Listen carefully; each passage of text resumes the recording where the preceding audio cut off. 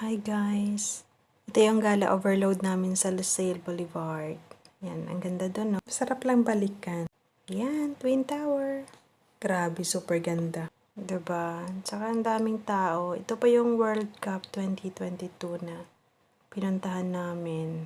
And then, ang daming tao. Super init. Hindi mo ma-explain. Kaya post na. Amazing din yung mga lights at saka mga effects niya. Ang daming tao, kita nyo. Lang muna kasi ito yung time na dinala kami ng mga amo. Nilibre. Yun, gala overload. Ang ganda doon. Grabe. Pinakain kami. And then, yun, ang ganda ng mga decorations. Yan po yung nasa Lucille Boulevard. Post tayo sa famous gawa ng mga Arabs. Nagmakto muna. And then, ikot-ikot. Ganda ng decoration. Ang mga buildings, mga lights. Tsaka ang haba ng lalakarin mo.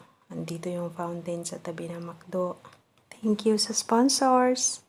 Tsaka ang pinaka-famous TikToker, Kabile. Nasa digital billboard. Tsaka yung Amazing Lion, nakala mo manaog siya. Yan pa yung isang billboard din, digital billboard. So yan mga mari, thank you for watching.